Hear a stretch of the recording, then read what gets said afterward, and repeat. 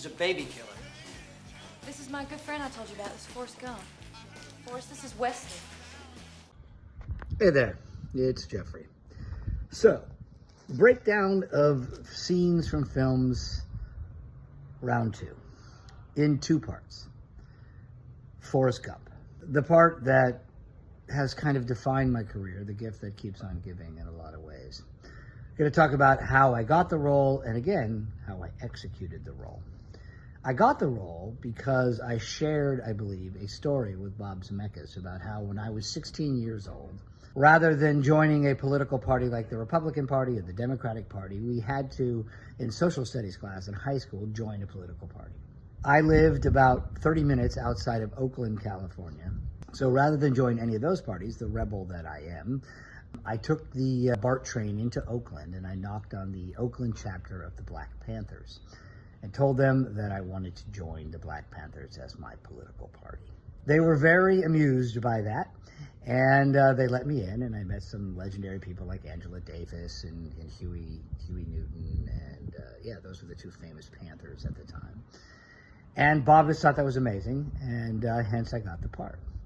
And so then I started working with the costume designer, and we decided, because I'm a war adjutant, I'm an anti-war person who's part of the political part of UC Berkeley, the student union that was basically for communism, and we're socialists.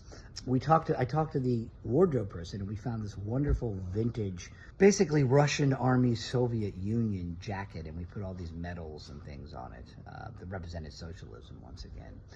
And so that's what we worked on that. I had glasses, the little glasses that I had them from another movie I had done, a period piece, and I convinced her that it would be perfect for this character.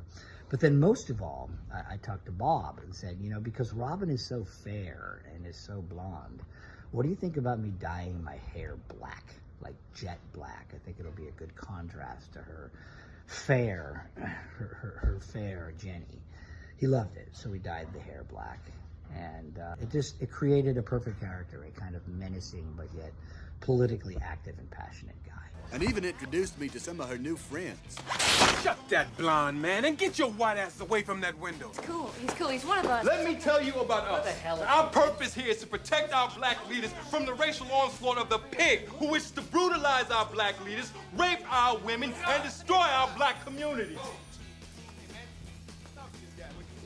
Who's a baby killer? This is my good friend I told you about. This is Forrest Gump. Forrest, this is Wesley. Wesley and I live together in Berkeley, and he's the president of the Berkeley chapter of SDS. Let me tell you something else. We are here to offer protection and help for all those who need our help. Because we, the Black Panthers, are against the war in Vietnam. Yes, we are against any war where black soldiers are sent to the front line to die for a country that hates them. Yes, we are against any war where black soldiers go to fight and come to be brutalized and killed in their own communities as they sleep in their beds at night. Yes, we are against all these racist and imperial dog acts.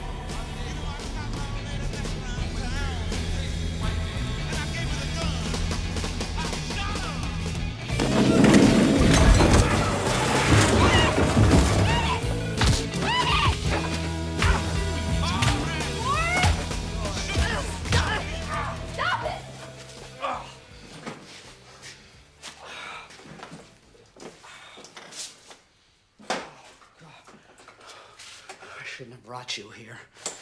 I should have known it was just going to be some bullshit hassle.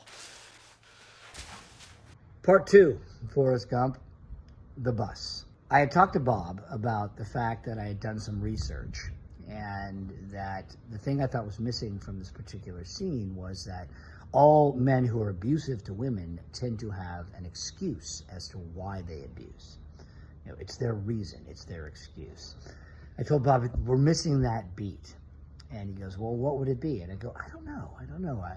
I'm a big fan of dramatic improvisation coming from the Actors Studio. So I said, why don't we just roll cameras and see what happens? You're going to see in the scene what happens is that Wesley just says, I would never hurt you. And then that's when it came to me, the inspiration of, it's just this war and that lying son of a bitch Johnson, I would never hurt you. Something like that. And so we created that in the moment, and Bob was so open to us having create that. Again, The improvisation, the look that Tom gave me at the bus when she was coming on the bus, and I looked back and we glared at each other, 100% in the moment. It was not in the script. It was just in the moment. He looked at me like that. I looked at him like that. And that's how the scene ended. And then Robin runs to the end of the bus and says peace sign out of the back. It's kind of an iconic scene. And in a lot of ways, Wesley is really the only unredeemable, really bad guy in the entire movie. He is the bad guy. He's a woman abuser, and he gets into a fight with Forrest. So there's other than his political activism, which is a bit misguided, he is the story's antagonist.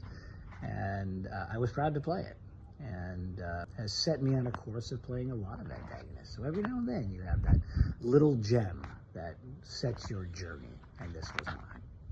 Thanks for listening. There will be more to come.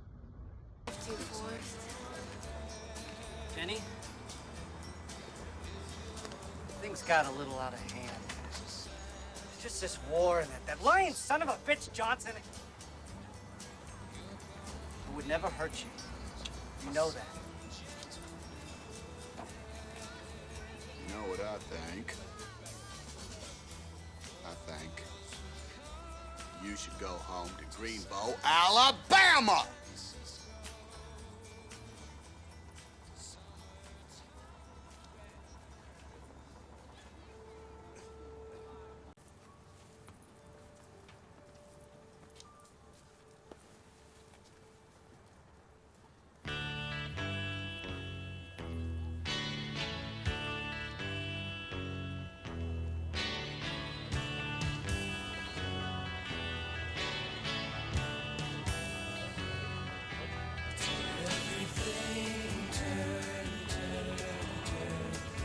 There is a sea.